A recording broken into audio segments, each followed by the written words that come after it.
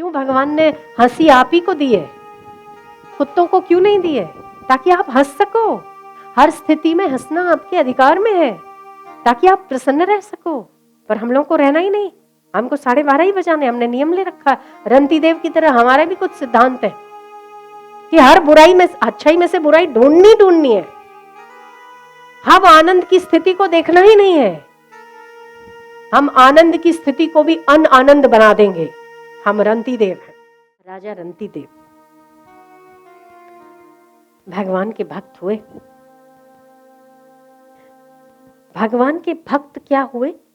वो हर प्राणी में ईश्वर का स्वरूप समझकर सेवा करते थे। राजा थे,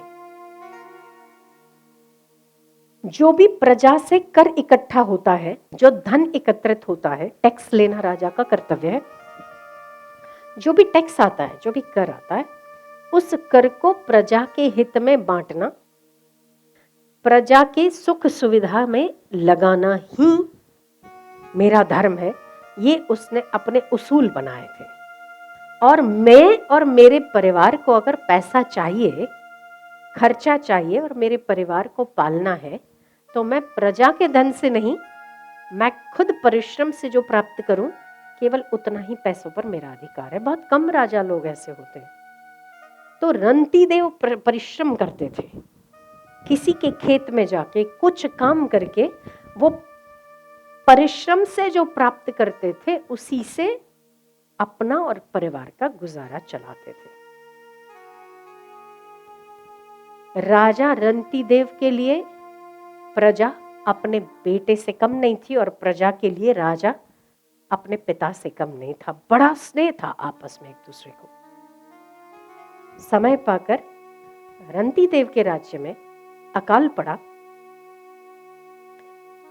अकाल पड़ा तो धन प्रजा के पीछे जितना कोष में भरा रखा था, उतना राजा ने खोल दिया।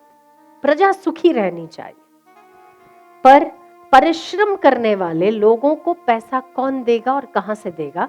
तो जो परिश्रम करने वाले लोग थे, वो थोड़े भूखे ज्यादा रहने लगे।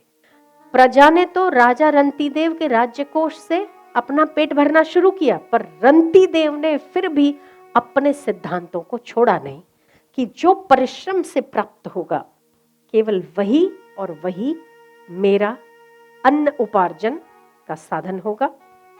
उसी पैसों से मैं अन्न खरीदूंगा और उसी पैसों से मैंने अपने परिवार को पालना है। कुछ सिद्धांत किसी राजा के या किसी संत के होते तो होते। करते करते करते प्रजा तो जब तक राजा के राज्य कोष में धन रहा, तब तक प्रजा सुखी रही। धीरे धीरे कोष भी कहां तक चलेगा, धीरे धीरे कोष भी खत्म होने लगा। पर राजा सबसे ज्यादा परेशान हुए, क्योंकि रंती देव का नियम था अपने राज्य कोष से अपने परिवार के लिए कुछ नहीं लेना। एक दिन पूरा भोजन के बिना चला गया। रंती देव को कहीं परिश्रम नहीं मिला, कहीं काम नहीं मिला। दूसरा दिन बिना भोजन के चला गया, तीसरा दिन बिना भोजन के, चौथा दिन बिना भोजन के। आप मानेंगे नहीं, रंती देव ने अपने छोटे छोटे बच्चों को भी प्रजा के धन से खाना खाने नहीं दिया। ऐसा उसूलवादी राजा। बेटा कोई बात नहीं, तुम्हारे पिता भूखे हैं ना, थोड़े से तुम भूखे रह लोगे, कुछ दिक्कत नहीं आएगी। भगवान है ना, परमात्मा है, सबकी सब कुछ पूरी करेगा। जब आपके पिताजी कमा लेंगे थोड़ा सा, तब हम खा लेंगे। बेचारे बच्चे मोह में अंधे नहीं हुए। वो जो भी माता पिता मोहवश अपने बच्चों को पालते, वही अलग लाइन के शिकार होते हैं बच्चे। वही कहीं ना कहीं ज्यादा नखरे वाले होके परेशान माता पिता को भी करते, खुद भी होते हैं। तो अनुशासन बहुत आवश्यक है और सिद्धांत उससे भी ज्यादा आवश्यक है। रंती देव ने छोटे छोटे बच्चों को कहा, बेटा जब तक आपके पिताजी खुद मेहनत करके नहीं कमाते, तब तक आप लोग भी भोजन नहीं करोगे, खुशी खुशी मुझे साथ दोगे। रात्रि होती और बच्चे पिता के सामने आधा ग्लास जल पी के एक दूसरे को कहते, भैया हमने खूब सारा खाना खा लिया, अब सो जाओ। रंती देव की आंखों में आंसू आ जाते, पर उसूल तोड़ने का मन नहीं था। 7वां दिन, 8वां दिन, 9वां दिन, 10वां दिन, 11वां दिन, करते करते करते पूरे 42 दिन हो गए। न परिवार ने कुछ खाया, न बच्चों ने कुछ खाया, न रंती देव खुद ने कुछ खाया। हम आपसे पूछते हैं, आपकी महानता के लिए, आप अगर अपना कल्याण करना चाहते हैं, क्या ऐसी कठिन परिस्थितियों का सामना आप करने के लिए तैयार है? क्या भरसक निंदा और अपमान हो, उसके बावजूद भी आपकी श्रद्धा टिकाने के लिए आप तैयार हैं? आपको सब कुछ लुटाने के बाद बदले में कुछ नहीं मिलता हुआ दिखे, क्या फिर भी आप इस रास्ते पर चलने के लिए तैयार हो? अगर आप हो तो धर्म, अर्थ, काम और मोक्ष आपकी सेवा करने के लिए तैयार है। भजन अनुकूलता में हो, बहुत बड़ी बात नहीं है। श्रद्धा अनुकूलता में टिकी रहे, बहुत बड़ी बात नहीं है। प्रतिकूल परिस्थितियों में अगर आपकी श्रद्धा बनी रह रही है, तो आपकी श्रद्धा को हमारा प्रणाम है, देवताओं का प्रणाम है। अनुकूलता में भजन आप कर रहे हैं, उसे हम भजन नहीं कहेंगे। प्रतिकूलता होने के बावजूद भी भजन अगर टिका रहे, तो आप महानता के महामानव बनने के लिए तैयार हो रहे हैं, ये मानना पड़ेगा। मान मिल रहा है, भोजन मिल रहा है, सब कुछ अनुकूल स्थितियां हैं, और हम माला कर रहे हैं, तब भी मन नहीं लग रहा है। माला यहां घूम रही है, मन कहां घूम रहा है। जिनके वहां पर, जिनके मनों पर, जिनके दिलों पर, जिनके शरीरों पर बड़ी बड़ी तितिक्षाओं के और तपस्याओं के बोझ होते हैं, या बड़ी बड़ी घटनाएं जिनके जीवन में घटित होती है, वास्तविक जीवन तो वही जीते हैं, क्योंकि वो अपने सिद्धांत तभी भी नहीं छोड़ते। वो तपस्या को और परमात्मा की आस्था को तभी भी नहीं गंवाते अपने हाथ से। तब जाके उन्हें कोई चीज हासिल होती है, और जो वो उन्हें हासिल होता है वो दुनिया से परे होता है। अनुकूल है सब कुछ, खाते पीते हैं, अच्छा सा घर मिला है, एसी चल रही है, पंखे चल रहे हैं, 4 टाइम भोजन करने को मिल रहा है, और फिर हम अगर शिष्य हो गए, हम साधक हो गए या साधु हो गए, या हमने तपस्या कर ली, बड़ी बात नहीं। आप अपने आप से पूछिएगा कभी कि आपके पास कुछ ना रहे, कुछ भी ना बचे, क्या फिर भी हम भजन करने के लिए तैयार हैं? फिर भी हम ईश्वर में आस्था बनाए रखने के लिए तैयार हैं? अगर आपका उत्तर हाँ है, क्योंकि परीक्षाएं तो साधकों की हुआ करती हैं, जो इस रास्ते पर चलते हैं। अगर एक इंटरव्यू लेने वाला कमबख्त इंटरव्यू में अपनी कंपनी में 50,000 या 20,000 देने के लिए भी 100 बार इंटरव्यू लेता है, तो आप क्या समझते हैं उसके द्वार पर उस सिलेक्शन के लिए वो इंटरव्यू नहीं लेगा, 17 बार लेगा? आप टिक सकते हो तो टिक लो। आपको चाहिए क्या, वो बात है। अगर आपको धन संग्रह चाहिए, भोग चाहिए, सामग्री चाहिए, बहुत आम जाम उपलब्ध है, पर आपको बड़ी से बड़ी चीज चाहिए, तो उसके लिए आपको इंटरव्यू देने होंगे, आपको त्याग करना होगा, बलिदान देना होगा, तपस्या करनी होगी। क्या उसके लिए हम तैयार हैं? रंती देव 42 दिन तक परिवार को भूखा रखते हैं और खुद भी भूखे रहते हैं। 42वें दिन उन्हें कहीं से कोई परिश्रम प्राप्त होता है, कुछ काम करते हैं, वो पारिश्रम प्राप्त होता है, और परिश्रम के बतौर उन्हें भोजन प्राप्त होता है। भोजन करने बैठते हैं परिवार के साथ, बच्चों के आंखों में आंसू है, शरीर सूखा हुआ है, कृशकाय है। रंती देव फिर भी कहते हैं, बेटा शरीर कृश हुआ है, आज भी पिताजी के साथ आपका मन मजबूत है। इसको कहते हैं पिता, इसको कहते हैं माता। जीजाबाई, रंती देव, बेटा शरीर कृश हुआ है, अभी तक आपके पिता का ये हौसला नहीं गया कि जब तक खुद नहीं कमाऊंगा तब तक खाऊंगा नहीं। बेटा पिता की इज्जत करते हो? जी पिताजी करते हैं। खा लो बेटा। छोटे छोटे बच्चों को अपने हाथ से कौर मुंह में डालते हैं।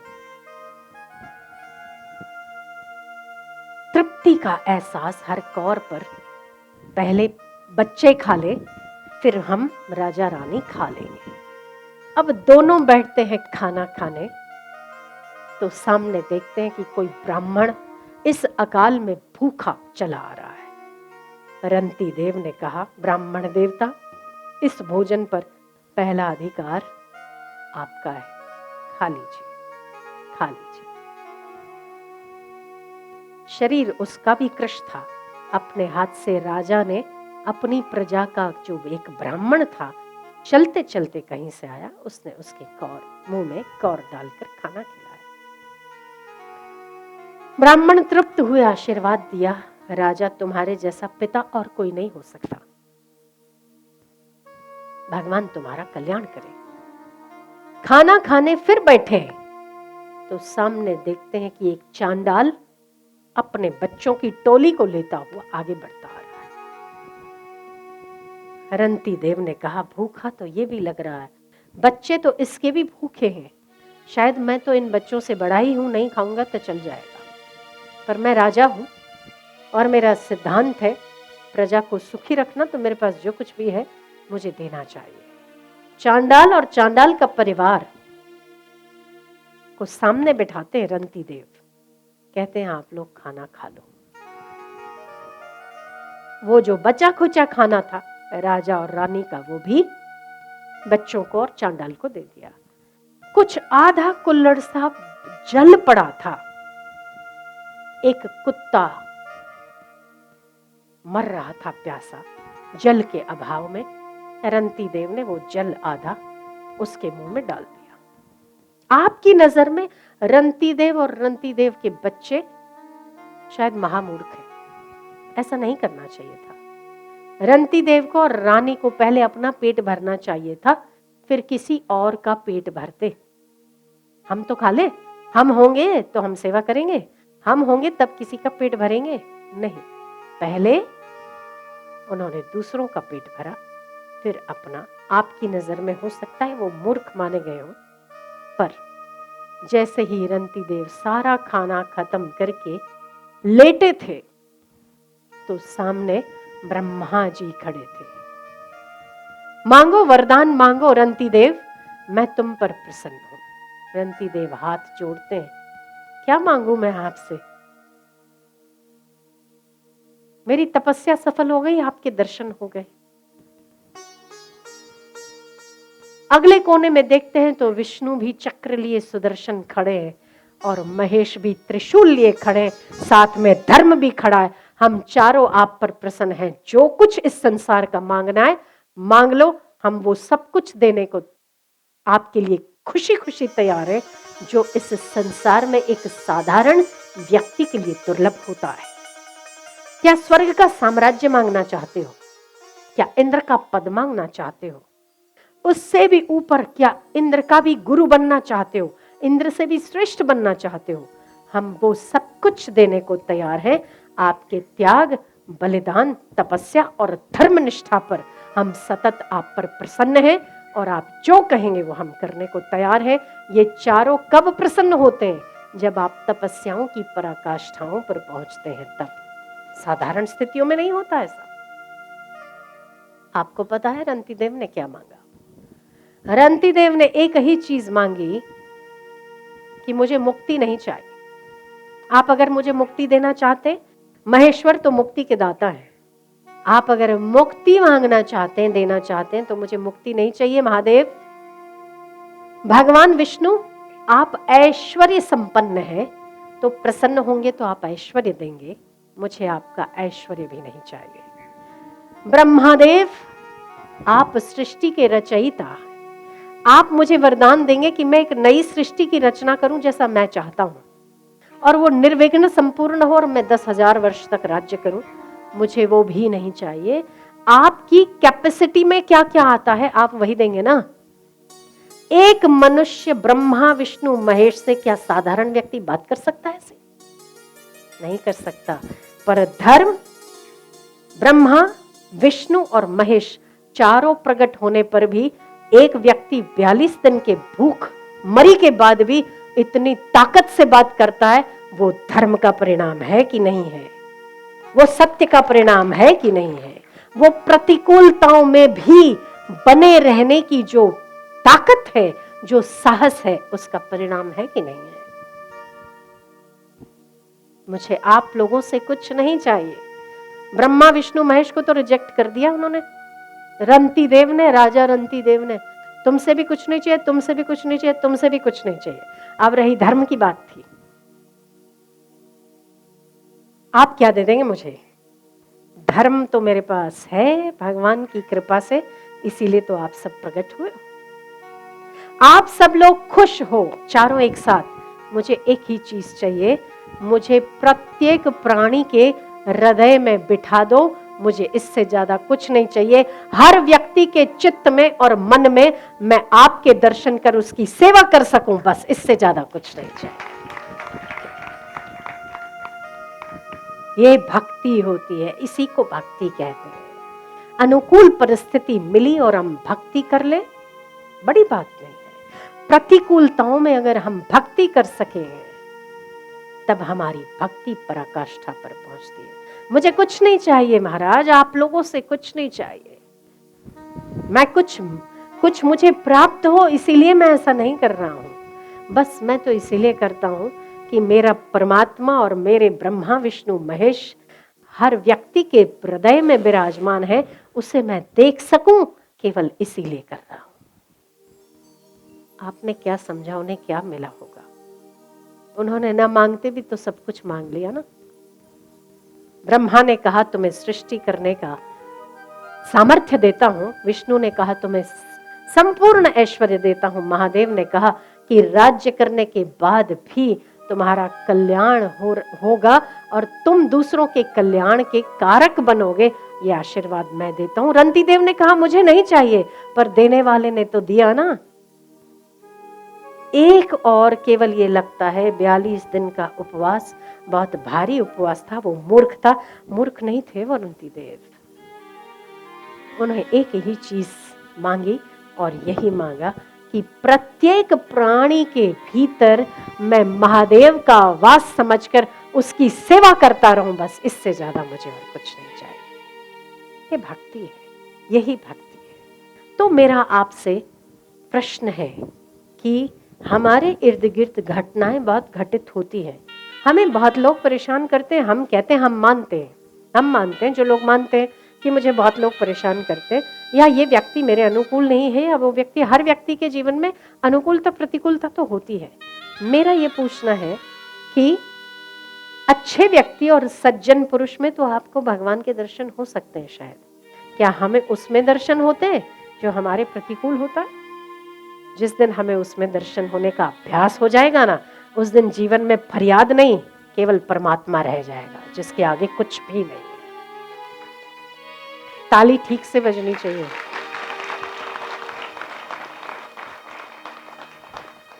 तो मनुष्य जन्म क्यों है? इसी अभ्यास के लिए है कि हम लोग अपने परिवार सहित बाहर के जितने भी लोगों से हमारे ताल्लुक है, उन सब में हम घटनाओं सहित हम सब में परमात्मा के दर्शन कर सके। यही मनुष्यता है और मनुष्य जीवन की साफल्यता है। वरना तो हम चींटे मकोड़े पतंगे नहीं होते, उन्हें बुद्धि नहीं है, हम वो नहीं होते। हम मनुष्य हैं। हम क्यों मनुष्य हैं? ताकि हम घटनाओं को सकारात्मक ले सकें, ताकि हम घटनाओं में परमात्मा के दर्शन कर सकें और आनंद का जीवन यापन कर सकें। आनंद के लिए है हम। क्यों भगवान ने हंसी आप ही को दी है, कुत्तों को क्यों नहीं दी है? ताकि आप हंस सको। हर स्थिति में हंसना आपके अधिकार में है, ताकि आप प्रसन्न रह सको। पर हम लोगों को रहना ही नहीं, हमको 12:30 ही बजाने, हमने नियम ले रखा। रंती देव की तरह हमारे भी कुछ सिद्धांत है कि हर बुराई में अच्छाई में से बुराई ढूंढनी है। हम आनंद की स्थिति को देखना ही नहीं है, हम आनंद की स्थिति को भी अनआनंद बना देंगे। हम रंती देव हैं, है ना? तो हम लोगों ने ठान ली है सब कुछ अच्छा है, बहुत कुछ बढ़िया है, पर फलाना ये ठीक नहीं है, वो ठीक नहीं है, वो ठीक नहीं है, इसलिए हमारा हमें ऐसा ही करता रहना, तो हमारी दुनिया बिल्कुल ठीक नहीं हो सकती। कोई और कर ही नहीं सकता ठीक, हमें ही करनी है। 42 दिन तक भूखे रहने पर भी अगर एक व्यक्ति हतोत्साही नहीं होता, एक व्यक्ति कृष्ण काय होने पर भी मन से निराश नहीं होता, तब आप उस रंती देव की समस्त योग्यताओं के साथ आपके भीतर विराजमान है। ये सारी योग्यताएं विवेकानंद की योग्यताएं, रंती देव की योग्यताएं, पर हमने ठानी नहीं है ना। वो हमने ठानी क्या है? मक्खन में से बाल जरूर निकालना हमें, पके वाला, तो फिर हमारी दुनिया वैसी हो जाती। मेरे इर्द गिर्द तो ऐसा ही है, मेरे तो सब अच्छा है ही नहीं, मैं तो अच्छा करूं तो भी बुरा है, बुरा करूं तो भी बुरा है, ये करूं तो भी अच्छा नहीं, वो करूं तो भी अच्छा नहीं। वो रहने देना, परमात्मा को देख सब अच्छा हो जाएगा। एक बात। दूसरी बात कि अगर हम परमात्मा के दर्शन नहीं कर सकते हैं तो हम जप कर सकते हैं। अगर आपको लगता है कि आपके इसके अंक बहुत कठिन है, भाग्य बहुत कठिन है, तो जप करना शुरू कर दीजिए। भाग्य नहीं बदले तो मुझे कहना, आप जो कहोगे हम करने को तैयार हैं। आपको लगता है ना कि आपका भाग्य बहुत कठिन है, ये नहीं हो रहा है, वो नहीं हो रहा है, वो नहीं हो रहा है, फलाना नहीं हो रहा है, ढिमकाना नहीं, आपकी सारी फरियाद छोड़ो, आप जप करो। कितना जप कर सकते हैं आप? 50,000 जप कर सकते हैं, 1 लाख जप कर सकते हैं, 2 लाख जप कर सकते हैं आप। फालतू के टाइम में वेस्ट करके आप एक दूसरे की निंदा कर सकते हैं, उसने ऐसा किया, उसने वैसा किया, ये देख सकते हैं। टीवी के आगे मुंह लगा के अपनी आंखें खराब कर सकते हैं। मोबाइलों को स्क्रॉल करते करते रात भर अंगूठे खराब कर सकते हैं आप। जप नहीं कर सकते? क्यों नहीं कर सकते? कर सकते हैं, पर हमने हमारा जीवन बनाना नहीं है, केवल बैठे टिप्पणियां करते रहनी है, बस आलोचना ही करनी है। कल्याण करने वाले व्यक्ति के पास आलोचना के वक्त नहीं होते, स्वाध्याय के वक्त होते हैं। जिसको अपना कल्याण करना है उस व्यक्ति को दूसरों की आलोचना करने का वक्त नहीं होता, स्वाध्यायन करने का वक्त होता है। अच्छा, हम आलोचना करते हैं तो समाज ठीक हो गया क्या? आप आलोचना करते हैं तो आपके इर्द गिर्द के लोग ठीक हो गए क्या? इधर से उधर भी नहीं हिला होगा। काहे को समय खराब करना, अपना कल्याण करो बस, उससे श्रेष्ठ संसार में कुछ नहीं। तो जितने भी महान व्यक्ति हुए हैं, चाहे वो किसी भी स्थान पर हो, महान व्यक्ति हुए हैं, उन सभी ने एक कंफर्ट जोन से बाहर निकलकर तितिक्षाएं की है, तब जाके उन्हें कुछ हासिल हुआ है। ठंडी छांव में तो कहना बहुत आसान है, हम लोग तो श्रद्धालु, हम साधक हैं, हम लोग शिष्य हैं, बहुत आसान है।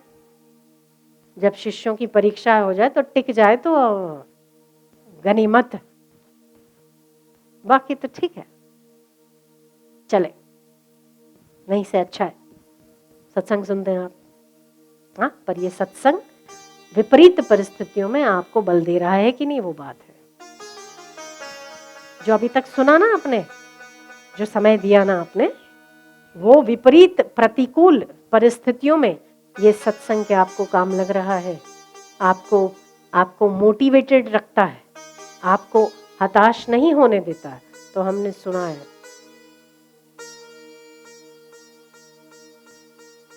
वरना तो मंजीरे बजाते रहे और ठीक है, नहीं से अच्छा है, नहीं से अच्छा है। पर मानव में कुछ योग्यताएं परमात्मा ने ऐसी भर दी हैं जो एक साधारण योनियों में प्राप्त नहीं होती। साहस उनमें भरा है, बल उनमें भरा है, तत्परता उनमें भरी है। एक बार अगर आप ये सोच लो कि मुझे अपने कल्याण के अलावा और कुछ नहीं करना है मरते दम तक, आपको केवल, आप स्वयं नहीं, केवल आपको स्वयं को एक निश्चय ही करना है।